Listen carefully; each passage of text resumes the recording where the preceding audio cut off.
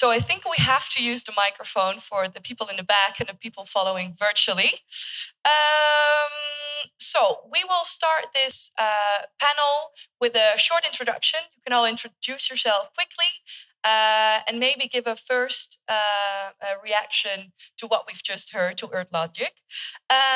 So Tita, let's start with you.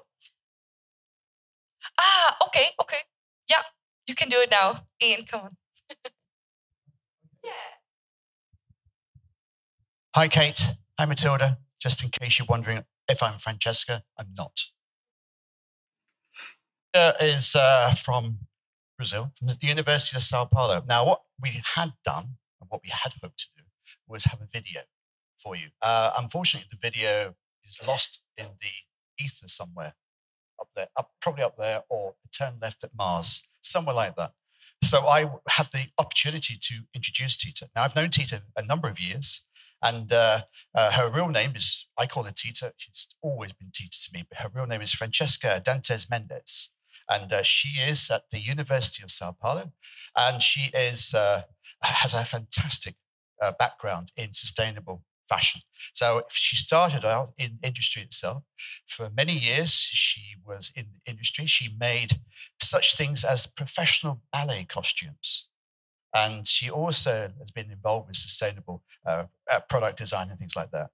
She became an academic a number of years ago, and her research has been confined to focused on the notion of sustainable clothing.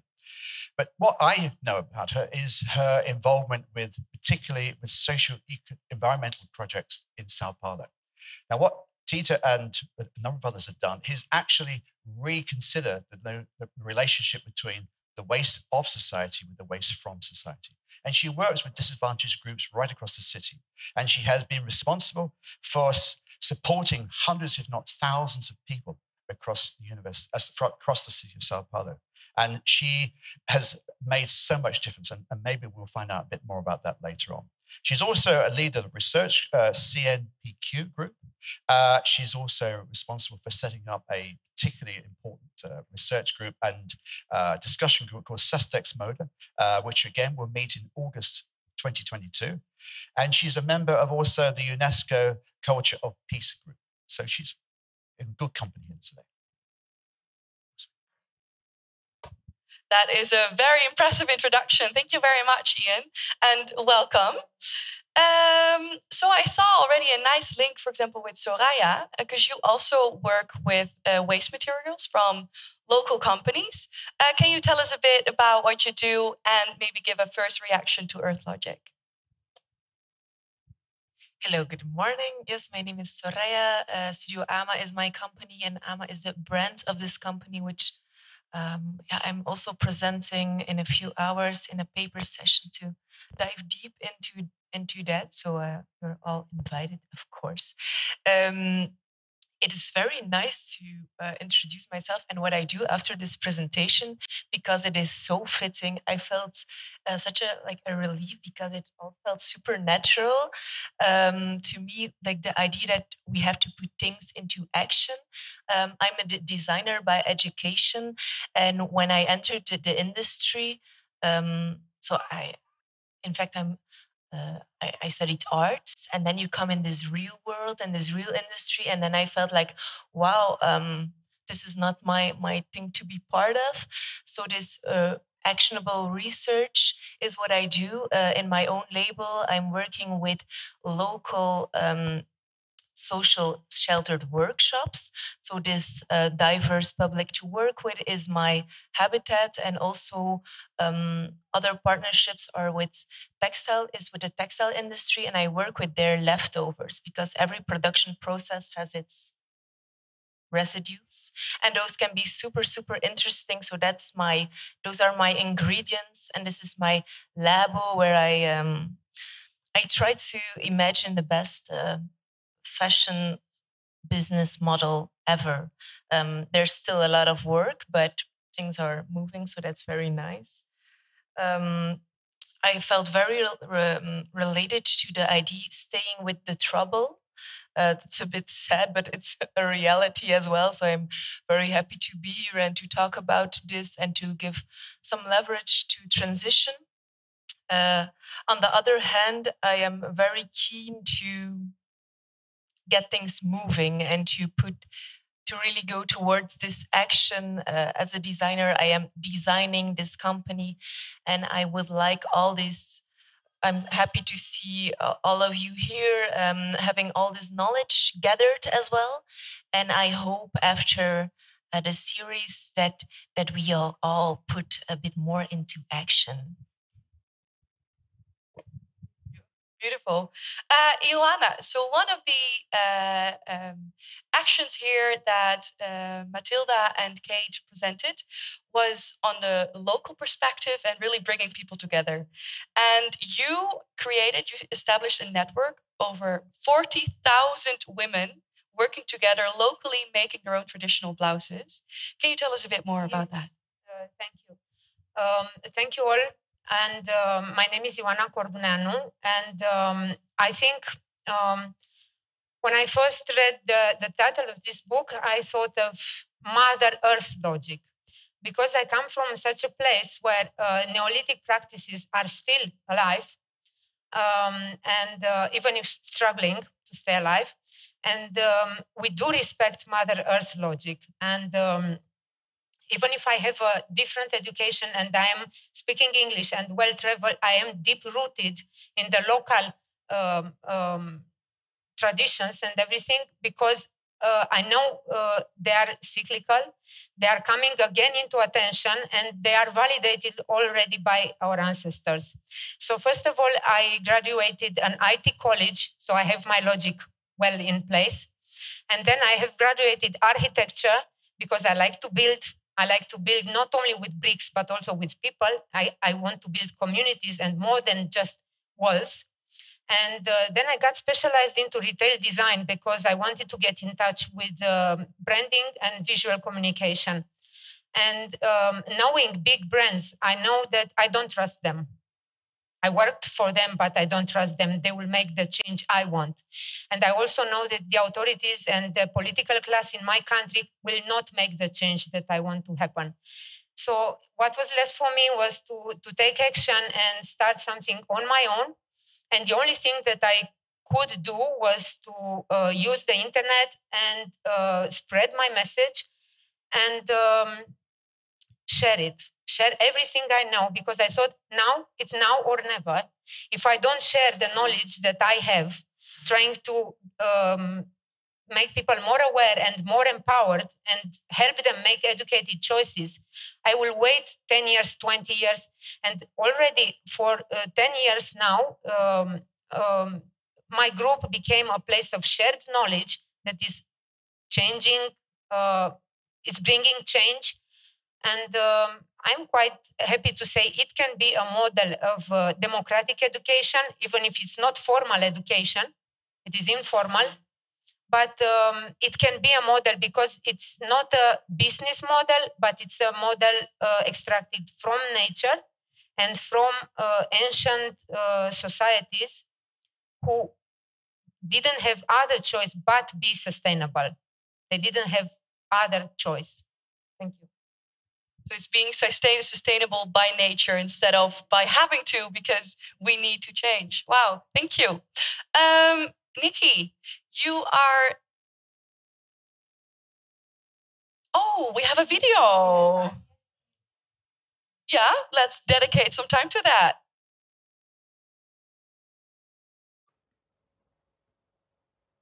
Salut! My name is Ioana Corduneanu, and I am on Fast Forward about slow, sustainable fashion, presenting 3 of my projects for which I didn't follow any business model. I chose the models directly from the nature around me. My land, Romania, the hemp, and the bees. And instead of trying to break the triangle of produce, use, discard, I added something to it. I added value. The diamond is the symbol of our great Mother Earth. As architect, I know that any new project must grow on a solid foundation. So first of all, I studied where I stand. I studied my land, because I know that the climate and the local resources also shape the spirit of the place, all the collective meta-knowledge and the cultural context. And they wake up in people as a natural reaction against globalization and can't be neglected. The traditional practices of peaceful societies, so-called minor cultures, are usually sustainable by default. So digging deeper, I realized that the symbols that ornate our traditional textiles are the same found on ceramic idols from Neolithic. I thought, if some symbols are used for more than 7 millennia, they cannot be simple decoration. They must be visual mantras with a powerful meaning. It took me a while to decode this meaning and translate it into words, but when I did and I shared it on my blog, the miracle happened. The ancient need of wearing your own story, written with needle and thread by your own hand, bloomed again and the trend was set. We are more than 40,000 members now in the Facebook Learning Group, plus 50 regional communities all across Romania, Moldova, Europe, and more. We recovered the techniques and patterns used in the past. Our results led to partnership with the national museums for research and revival projects. A file was submitted to include this textile art in UNESCO. We keep our heritage in our wardrobe.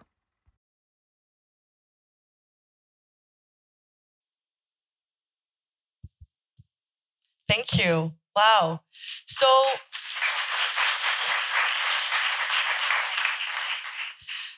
of this, the group on Facebook, the 40,000 women, did they all make their own blouses like you did? Yes, all of them. And not only the blouses, because we are not mermaids and we need something to, to do for the bottom. So from a real need, that to dress up properly from the waist down, then I started to grow the business based on hemp, which is my model from the vegetal world, from the natural world, because I know that I know about hemp is not a new fashion experiment for us. We have it again from Neolithic. It's validated. My grandma told me hemp is good, and I trust my grandma. And I know that hemp is growing with absolutely no waste, being used 100%. And it is friendly, not only friendly with the environment, but it cleanses the air and the earth, just removing the toxin from the earth. Is bringing food not only for bees, but also for people and for birds before their departure into the autumn. And I know simply it's a gift from nature. And I started to provide hemp fabric for everybody, just that I didn't follow the same model of offering ready-made clothes. I have this where I stop and I say, I offer you quality materials, ideas, and tutorials with know-how. You do it with your own hands. This way, people get they select exactly what they need to do. So they make the difference between, I want that and I need that, because they have to work hard for it. And once they create their object, it doesn't become garbage because they invest their emotion and their work into it. And they better give it to somebody else, but it never becomes garbage again. Nice. And I think maybe some people hear from experience as well, if you make your own clothes, if you know how it's made, you know that you cannot buy it for €5 because there goes so much effort into creating it. So I think that's an extra plus with what you do, raising that awareness. Niki, you have more of a bird's eye view, I think, on this topic. You are the founder of COSH, Consciously Shopping Made Easy. And previously, you were the business developer of Hannes Buy, the world's first 100% transparent label. Tell us a bit more and maybe also give your view on maybe the link that you see between Earth Logic and the businesses that were just presented.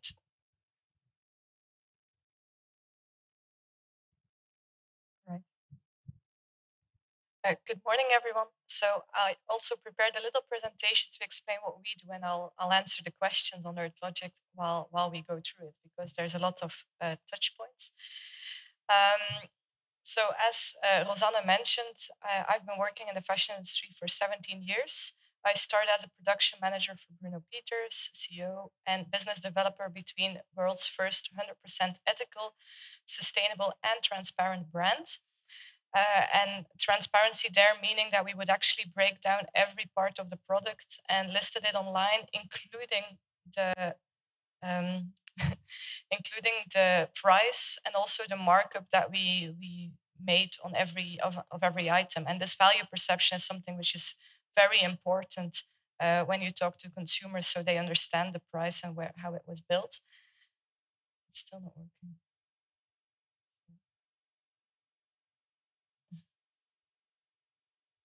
I see it.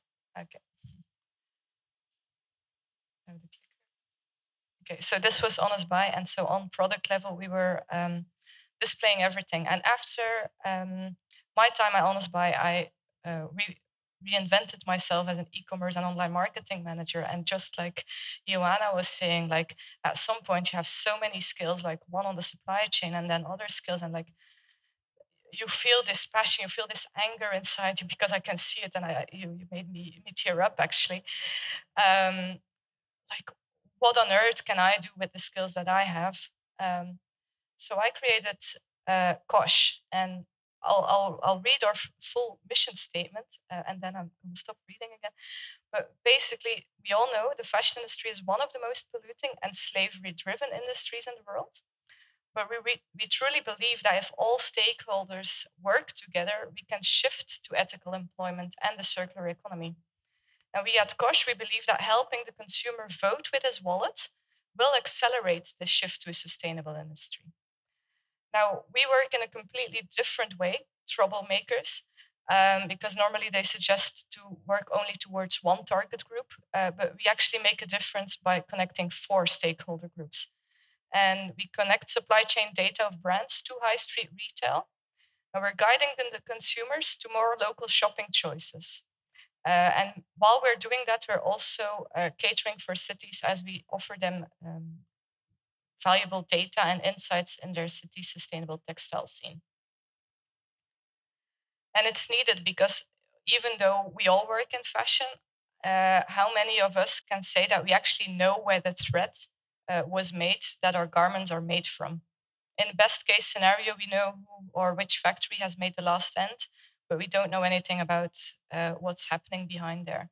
And especially after, like in the textile supply chain, you don't know how it's been made. And that's why we decided it was really necessary to make conscious shopping more easy also for the end consumers. So we do guide customers to local stores with sustainable brands, but we do that in a very variety of styles and budgets, because we also need to democratize fashion. And if only the designers come up with sustainable lines, we're not going to save the fashion industry, because the fashion industry is dressing so many people and we need to change it for everyone. So how do we do that? Actually, all the brands that we feature on our platform, we screen them against 252 points in 7 teams. And one being ethical production, the materials and their supply chain, but also the circular economy, the distance a product has traveled, the animal well-being, the business model a company is using, and also the transparency that they have on all the topics above, because telling a story is one thing and proving the story is a second. And if I relate back to the Earth logic here is we decided not to come up with an A, B, C, D, E kind of rating, but really go with in-depth research. And we couple a lot of icons to brands, because if we would just follow the Higg index, which is like kind of the status quo in terms of deciding whether a material is sustainable, well, we're not following Earth logic in that sense, because we would be promoting recycled polyester as a sustainable material. But if you follow the Earth logic, it's not biodegradable, and therefore it is not a sustainable material.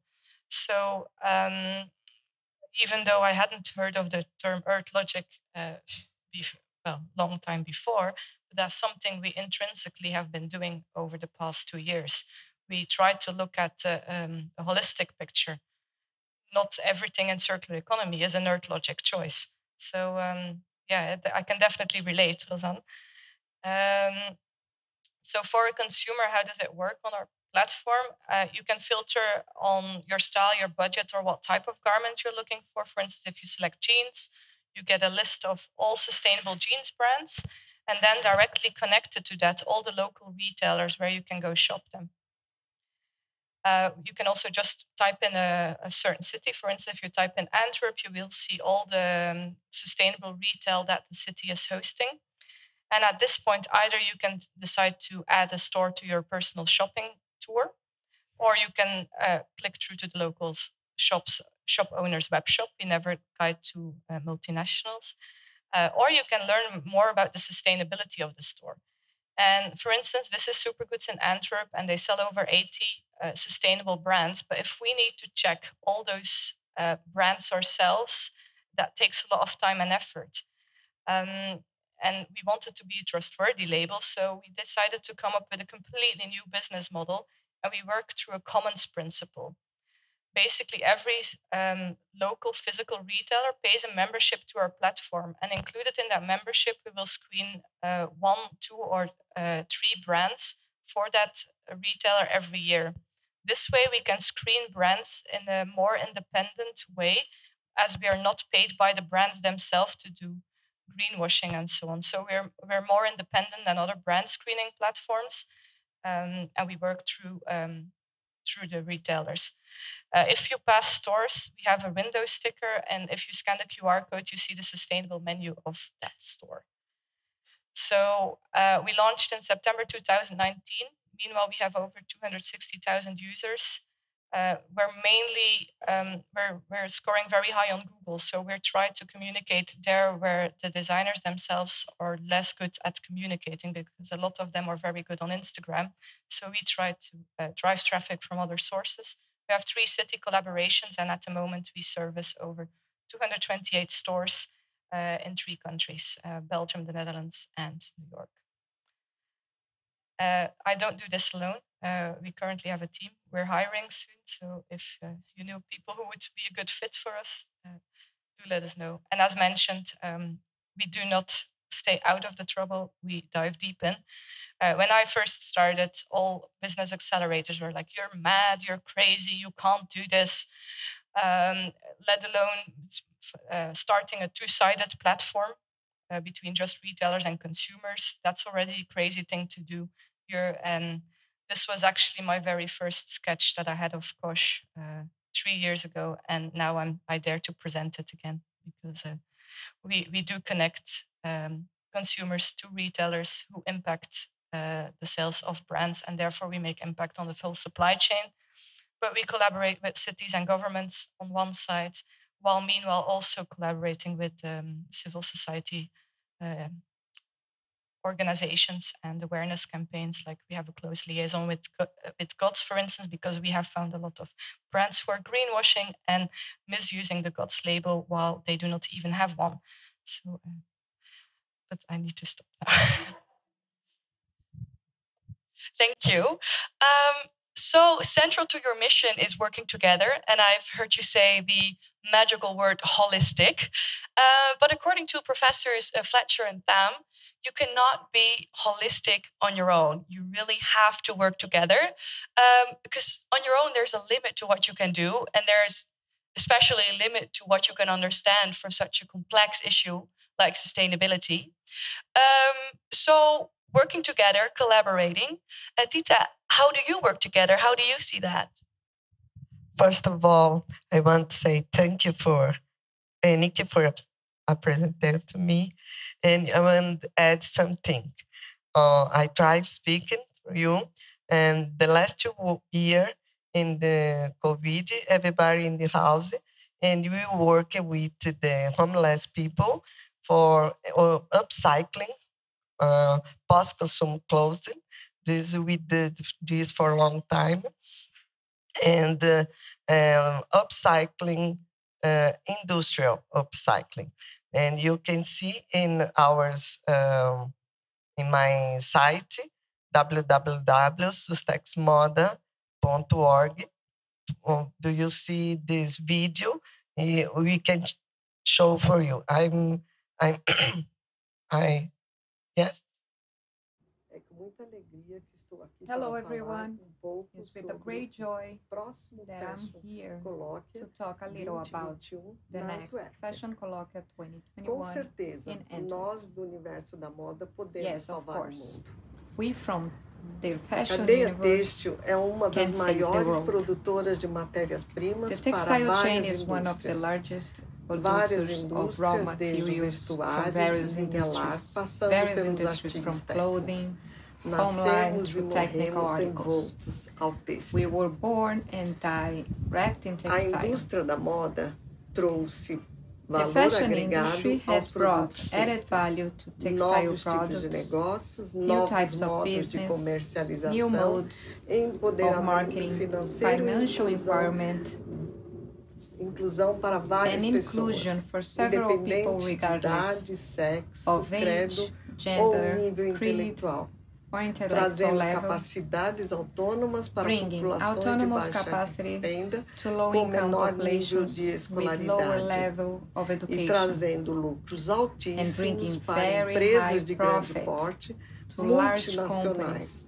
and fazendo multinationals, gerar uma importante generating an economia important para economy países for em developing desenvolvimento countries dependentes deste dependent mercado. on this market. Eu acredito sim que Yes, nós, I professores, that we can pesquisadores e profissionais teacher, envolvidos researchers, com o and universo da professionals moda, involved with the durante fashion este universe encontro, during the meeting poderemos fortalecer can os straighten the caminhos path já already existentes found e descobrir and novos discover new ones, que envolvam a cadeia têxtil, a involving the indústria da textile moda, chain para and atingirmos fashion esse industry objetivo. to achieve this O goal. movimento têxtil dia salvou, A textile libertou movement país. one day liberated a country. A cadeia têxtil The é uma textile mãe. chain A is a indústria mother, da moda é o and the pai, fashion que industry is respeitando the o tripé, father who, sociedade, respecting the meio tripod, ambiente e society, economia, environment, and por meio economy, de nós, through us, pode can transform transformar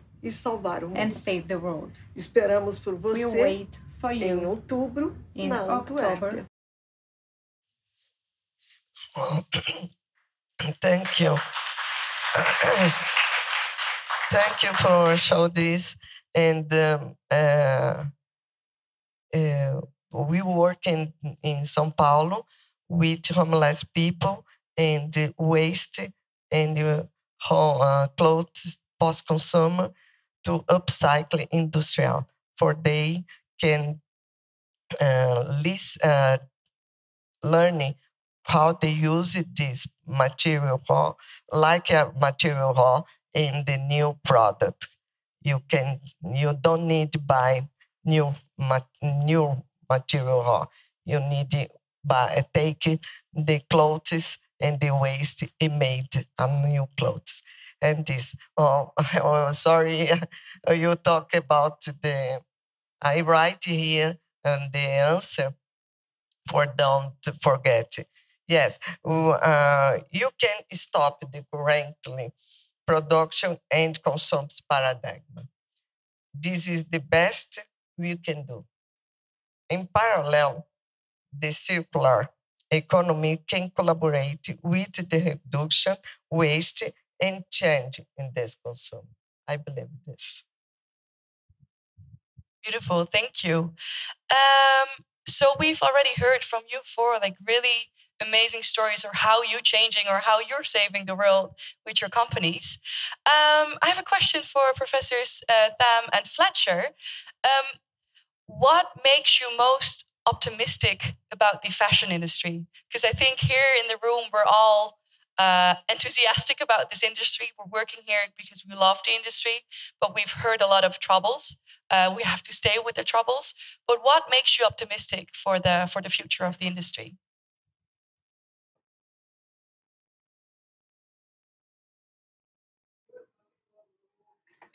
I would like one of you to answer. Yeah, okay. So I would be happy to start. Matilda, is that okay with you? So just to start by saying what's a huge source of optimism is not only the industry, but is recognizing that the industry sits within a much bigger, broader, more diverse set of activities than just fashion industry activities. It's the whole sector. It's what people do in households and communities. It's the sort of stuff that goes on that adds the richness and the depth the vibrancy that is about making the places in which we live the sorts of places that are going to foster deep and lasting change. And this is the sort of work that I think that we need to see. Certainly the fashion industry will be part of that, the formal industrial sector part, but it won't be, we believe, the largest part going forward. It will still be an essential part of the fashion sector activity. But what makes me optimistic is reframing what fashion is beyond just the confines of industrial activity and beginning to see it in much more varied ways. This, I think, is the beginning of a really exciting phase of change. Thank you. Soraya, how are you reframing what fashion is? Reframing fashion. Yeah, as a designer, I was taught to make new realities and to make a world come true. And now I feel the responsibility as a designer, with the knowledge I have about the industry, to make something come alive that is responsible and that can make a positive impact, not only on the people who wear the clothes, but also everyone involved in this chain. And it is a super, super complex phenomena, as we all know, and that's why making it sustainable is so hard, because of this complexity. So yeah, we heard it in the presentation as well, and trying my best on a small scale and working with what is available locally, seeing the value in material that is already there, in clothing that is already there, investigating the possibilities in social economy,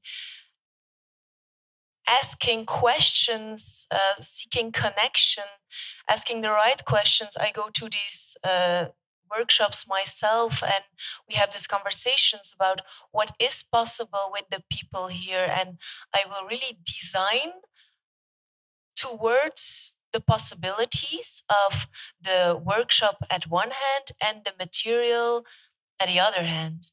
That means that I will decontextualize materials. For instance, pieces of my collection are made from mattress thickening, like what Niki and I are wearing is designed to be mattress thickening. I also have pieces in the collection made of towels.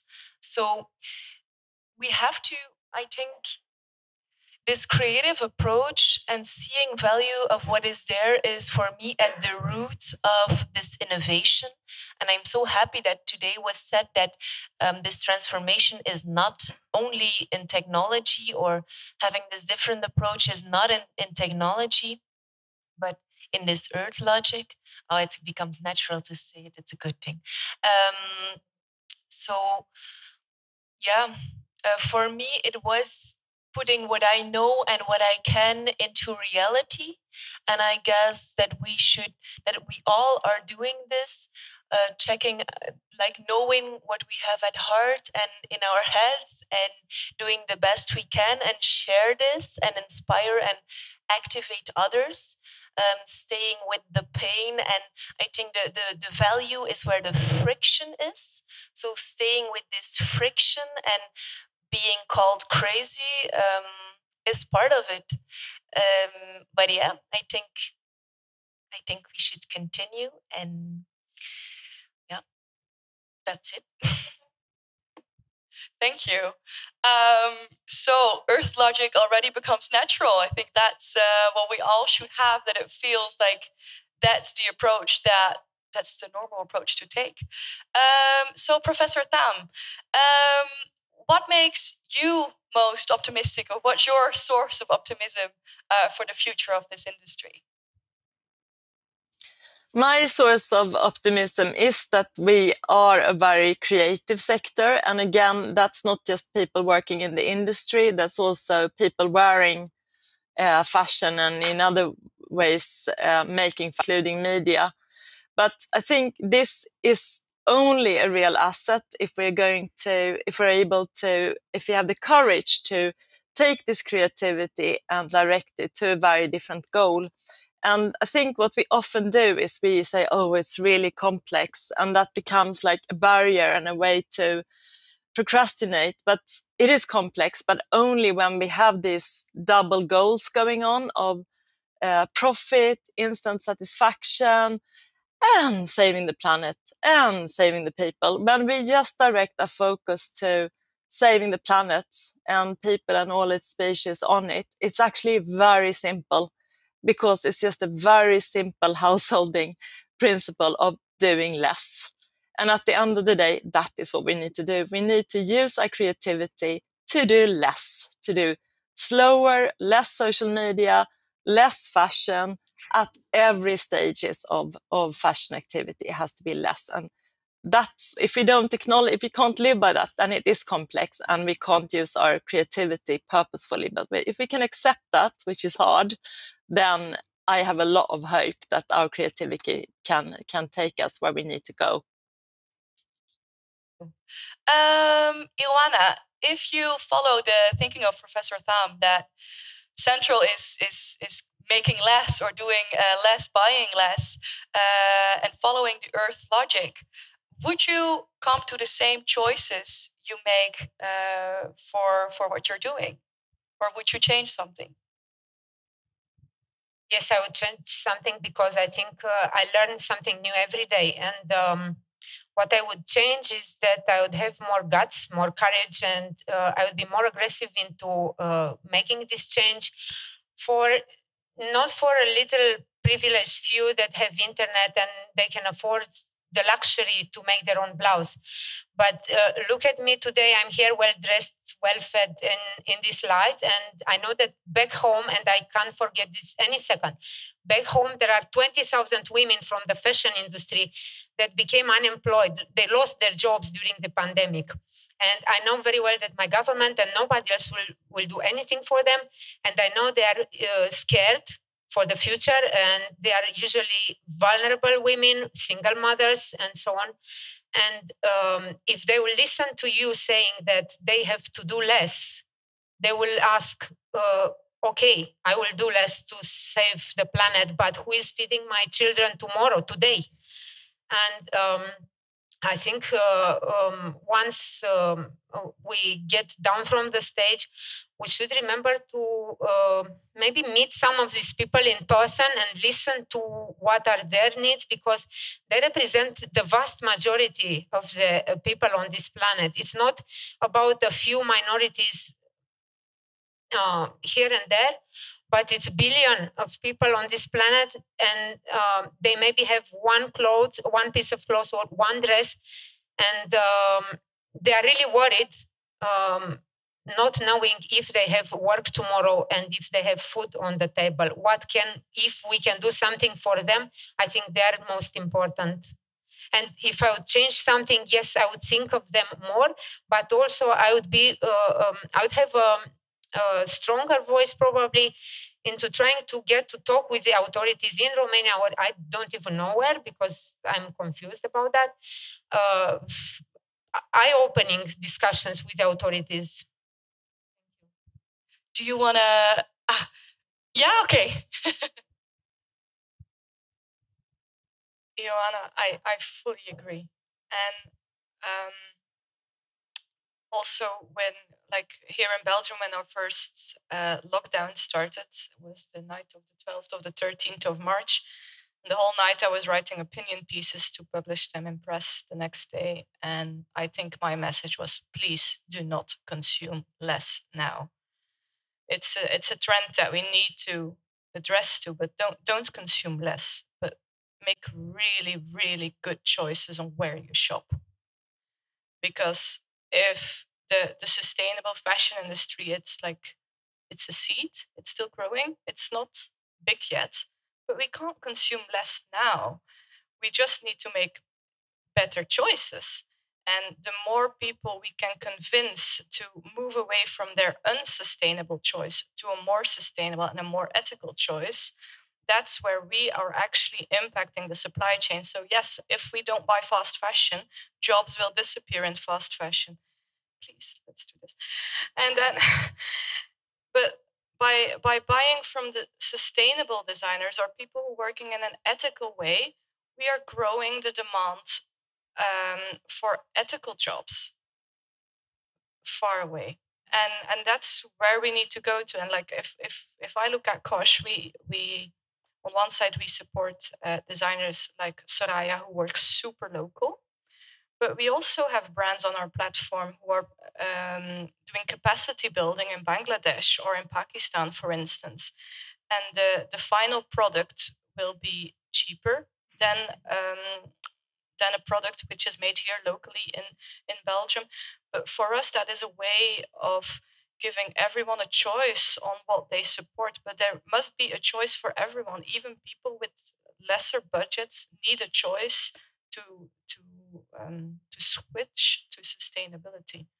And I think if every one of us makes a little bit more sustainable choices, we can also impact the supply chain and the people working. I often hear making these kind of choices and working with ladies from Bangladesh or so.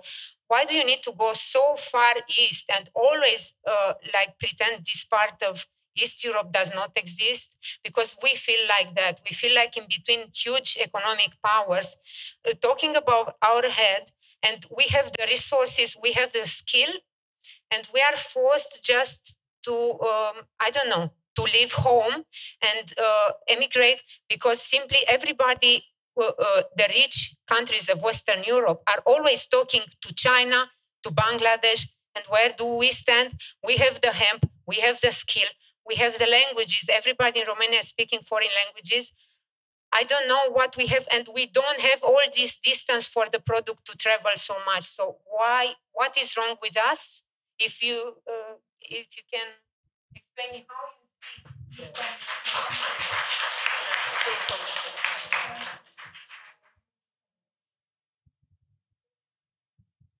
Professor Tham, you had your hand up. Would you like to reply to that? Yeah, I think it's important that we continue this conversation, and I'm so grateful, Ioana, for you bringing up the conditions and livelihoods. And I want to emphasize that what we are not saying is that everybody has to do less. There are still many communities on Earth that need more or are doing exactly right to fit within the planet's limits. But what we're saying is that we do need to consume less, and we need less material throughput. That means that there are other ways of making sure that people have livelihoods, including paying more for each garment that people make, so that they have a way to live that's decent and that's well paid and sufficient. And that's where there are different landscapes in the Earth Logic Plan. So there is less, but there is also plural, which is making sure that nobody is left behind. Everybody has a decent and good way to make ends meet and meet needs within Earth's community. And fast fashion and a lot of fashion is compromising that today. And it's also cynical, because some of the communities that are vulnerable to losing their jobs are also those communities that will see or have already seen the first really bad effects of climate change. So this is the trouble we really feel we need to stay with, the trouble of making sure that livelihoods are there and that they're even better than today, but that we also use less materials, because efficiency will not do it. We have to limit the scale of the activity while making sure we have livelihoods. I think Kate would like to say something about this as well. Yeah, may I chip in now? Is that okay? I would say that there was a materials demand reduction seminar. It sounds like a grand term, but thinking and problematizing this question of how do we continue to live on this planet and recognize that we've got to shift to less. And this was a really multidisciplinary seminar with engineers and theologians and economists, a whole group of different people. And at the end of this seminar, the conclusions were really pithy. They got right down to it. The first point was, yes, efficiency, like things like recycling or the circular economy, these sorts of efficiency measures absolutely do deliver resource savings. But there is a limit to how far they can go. And then what they then said, yet still somehow people cling to this idea that efficiency is going to save us and we don't need any other substantial form of change. And then the next point was that the only way forward is less. And here we're speaking on a cumulative global planetary term. It's not less for all. It's, as Matilda said, it's some communities absolutely are already within, they can grow more with it to operate within planetary boundaries. But in terms of the global north, specifically targeting them to think through these terms. So less really is the only way. And they said, technically, it certainly is possible to live with less. And I think we all, in the heart of our species, we know that's true, certainly in the global north. And so this is the place where we're at, this conversation of figuring out what it means to provide livelihoods in a really profound green economy, and what that will look like for fashion. Certainly at the moment, we're not there yet, but this is definitely the start of that conversation. But as Matilda says, it doesn't mean leaving people behind. It doesn't mean that people with very little will have less. It's those who have already so much will be thinking about different ways of accessing materials. Another panel member. I would like to ask the audience, are there any questions from your side? Yes, I see a hand going up immediately. All right. Thank you so much, everyone. This is a really dynamic and really awesome discussion. But I have to ask, it definitely seems like we are kind of discussing within a false paradigm. We are missing in a lot of ways a part of this discussion, which is government intervention. And some of you guys have touched on that, but you know, is it really realistic to be even asking these systemic change questions within business dynamics? This is, you know, we have overwhelmingly seen that it doesn't matter how perfect and totally valid something like Earth logic is and how correct it is, because ultimately we're not using it. So what do you find is missing from this discussion to really drive change? Thank you. I saw a hand going up. Soraya. It is a lovely question because yes, we all want this transition, and you were talking about government and how government is leading a lot of choices and would make things a lot easier.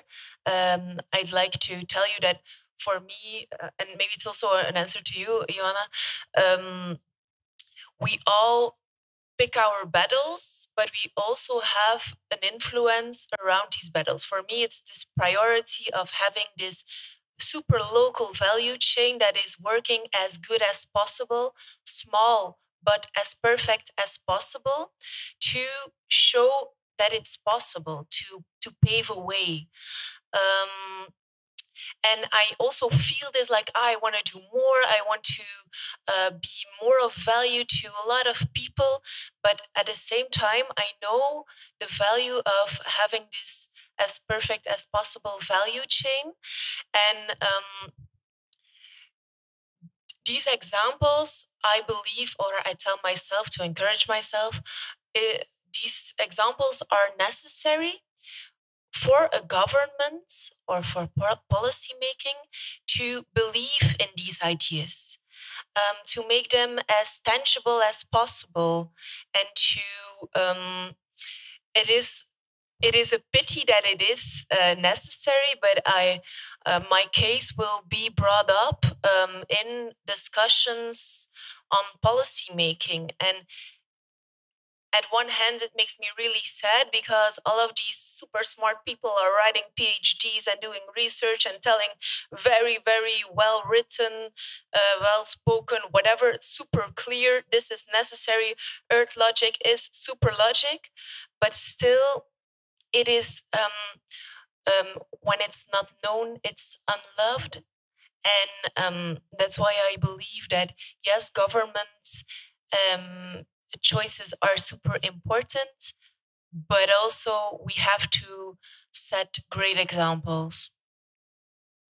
and you can't battle everything at the same time. I see a lot of hands going up. Ian, maybe.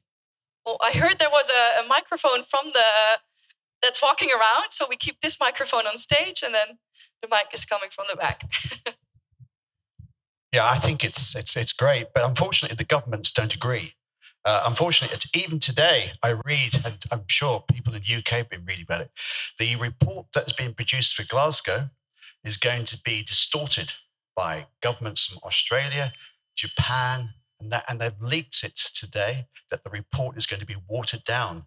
And this is about the future of fossil fuels. So when we see governments trying to change the results of studies because it's uneconomic, you are going to have this situation where governments are not acting in the best interest of the climate, of the world. They're acting in their interest of themselves. And that's what I worry about. So I kind of think the Earth Logic situation is good, and I totally agree with it. But I'm not sure how the Earth Logic can fight governments that don't care about other parts of the world. Yeah, maybe I can also react on the question that has been asked. I totally agree that so the Earth Logic is really the framework. It's on a systemic level, but the panel is also about entrepreneurship, and Soraya, you can relate, and you too, very well to that, Niki, and you all. Yeah, from an entrepreneurial perspective, it is not easy to still find the right business model, to apply that, and to be profitable. Because at the end, in that sense, I also have a bit of problem with the Earth Logic, in that sense that growth on itself is not a negative thing, because it's part of humankind, I think. But it's in the way how you want to grow. That's the most important thing, in my opinion. But so therefore it's so important to hear the voice of the entrepreneurs, because I think it's still very hard to be sustainable, to fight for your values, and to be profitable. And Niki, you succeed to do that, but I know for other labels, you are also you also another part in the value chain, I think. So that is a remark, and the question is more like, what do we do with the consumers? Because we see now that it's becoming a trend to become more sustainable, or to relate to the Sustainable Development Goals. There is a lot of greenwashing. But nevertheless, the fact that some also big retailers are taking it over is maybe also a good sign, a hopeful sign.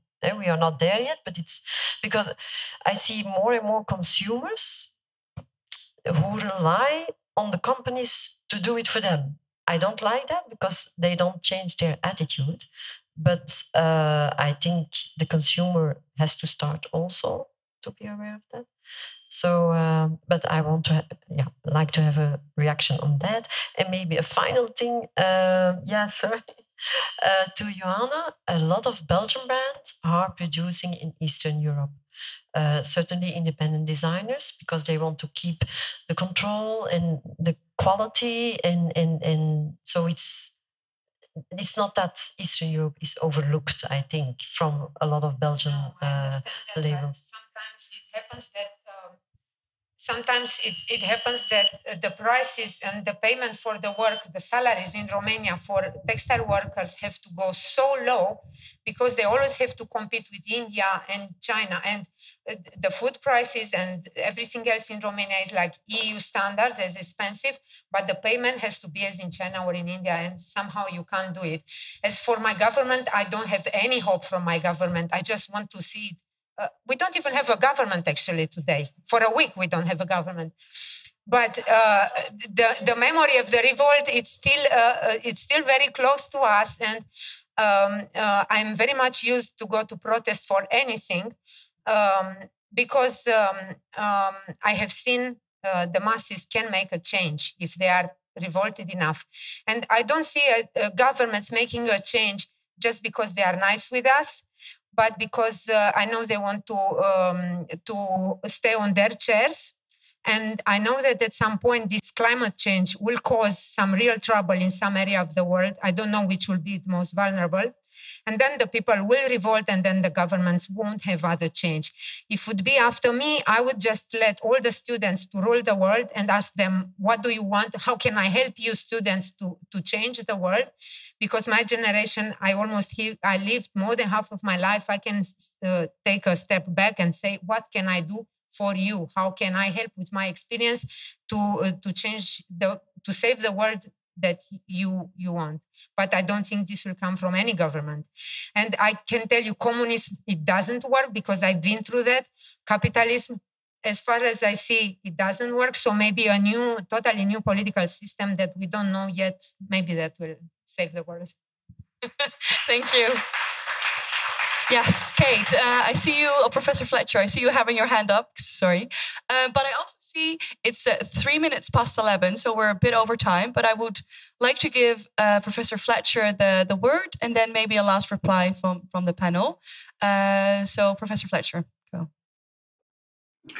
Thank you, yeah. So to try to catch a few of those points quickly, I would just start by saying about government in particular, that governing is not only for governments, that governance, like regulating and organising the activities, happens within organisations, communities, within individuals. And certainly when we have spoken to parliamentarians, they speak about the fact that they are often not the best placed people to affect change, that they feel like they have very specific power, but it's quite limited.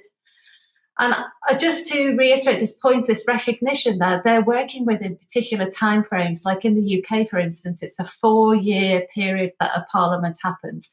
So the question I think we have to ask is, how can we get people to commit to a longer term timeframe and not just be focusing, if it's a brand, for instance, on the short term issues, perhaps to do with quarterly reports, or if you're a politician, to do with your re-election in 4 years' time. How can we balance this commitment to long-term security? So this is the challenge. And when people are talking about growth, what we recognise, if we look to natural systems, certainly growth occurs in nature all the time. But what happens very importantly is that a species will grow up until the point where it fulfills its niche. And then it stops growing. And then it switches, very importantly, into an entirely new state of maintenance. And this is the point where we're already at that state. We need to adopt entirely different ways of being. And what we're suggesting here is the logic for this is earth logic. And there's plenty of opportunities for entrepreneurship within that, but the starting point is fundamentally different. The purpose of the activity is set not to the same sort of thing as we've already been doing for the last, 200 years in the fashion sector, but it's an entirely new system purpose where we're driving towards really trying to secure long-term futures for all. I think I'm just going to pass to Matilda for one last word for her before we go back to the rest of the panel. Yeah, I think it's important that we remember we're all in this together. Certainly in this room, we're all working for the same thing, and also on the planet. We're literally in this together. And if we want to change things, we have to remember that dominant ideas at the moment have a lot of support. So expecting that ideas like Earth Logic will have an impact straight away, it's probably a bit too ambitious, but if we all want to work for a different purpose, we can do that, because it is humans who make systems, unmake systems, and make new systems. And that, I think, is something we can take courage from, and that we can recreate the paradigms we want to live by. Thank you. I'm going to ask for one last comment from one of the panel members. They're looking doubtful. Niki, do you want to go? Thank you. So yeah, there's a lot of things to pick up on still. The last word I want to pick up on is commitment. By us working through a membership model with retailers, and sometimes retailers in transition, they are committing to make sure that every year they are replacing a non-sustainable brand with a more sustainable, more local, more circular brand. So that's a way on how we are getting commitment from the retailers that join us. And if it comes to governments and consumers, obviously also when I started with COSH, I was like, we can't wait for the government. So that's why I started with COSH. But at the moment, all the cities have to work towards the European Green Deal by 2050. And most of those cities, they think of, we need to do our transport infrastructure, we need to do our buildings and so on. But in terms of textiles or retail, they don't know. First, they haven't thought about the fact that something needs changing there. So that's what we do. We go to speak to policymakers and tell them that there is an actual need for it. And we are getting a lot of support from cities on one side to screen the city on the sustainability, help them market them, and then they help us in our communication to all the consumers. Like we're published in the city magazines that is going into every civilian's mailbox, for instance. So that's how we are actually working with cities and consumers and so on and so forth. So for stakeholder groups, it's a challenge. I think there's one more reply here from Tita. I asked for Jacob translate for me because I want to speak in Portuguese because it is very important painel. Eu penso que eu vivi esse tempo do prêt-à-porter até chegar hoje, né? Essa grande transição. So I'm saying this in Portuguese because it's very important to me. I lived through this transition from prêt-à-porter until now to this fast fashion that we live through today. And now I'm in university e eu pesquiso agora a sustentabilidade no Brasil e a cadeia têxtil. Now what I dedicate to myself to is research of the whole sustainability issues of the whole value chain in Brazil and elsewhere. A cadeia têxtil no Brasil, ela é uma pirâmide achatada e ela onde trabalham muitas pessoas simples no setor de confecção. Então, ela é muito importante, como a România diz, para levar alimento às famílias pobres, simples no Brasil. It's almost as if in Brazil, it's almost as if we have this inverted pyramid where we have a lot of people working in the industry who don't maybe have other ways of making a living, that they can make a living through the textile industry. So it's very important to think about that. Por isso, eu acho muito difícil fazer um discurso de consumo, de produção baixa, de diminuir a produção, né, e vender menos. Eu acredito que nós devemos olhar para a produção de forma mais sustentável, com materiais mais nobres, mais de longa vida, e pagar muito bem as costureiras.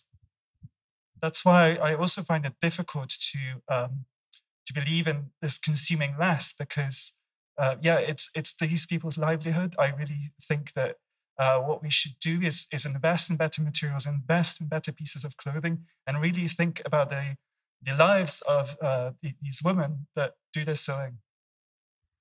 Sim, porque o maior número de funcionários no Brasil está nas mulheres, né? E normalmente baixa renda e mães sem maridos, né? And indeed, what we're talking about is women. The majority of these people are actually women. Many of them on low-wage living, single mothers, exactly. And in my project, I work with homeless people. In São Paulo, we have 20,000 people homeless. Oh, sorry. And nós jogamos no lixo. Nós jogamos no lixo 35 toneladas de resíduos oriundo do departamento do corte e 20 toneladas de roupa por dia.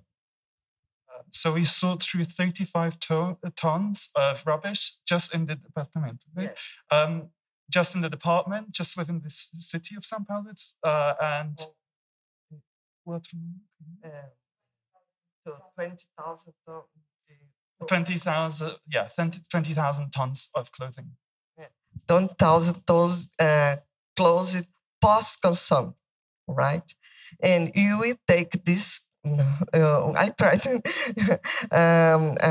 E nós pegamos as partes dessas roupas para usar como matéria-prima no desenvolvimento de upcycling, né, ensinando e capacitando mulheres transexuais em situação de rua, e homens e mulheres fazendo upcycling industrial, transformando em pequena escala várias camisas, várias calças em outros modelos, tudo feito à mão por homeless people.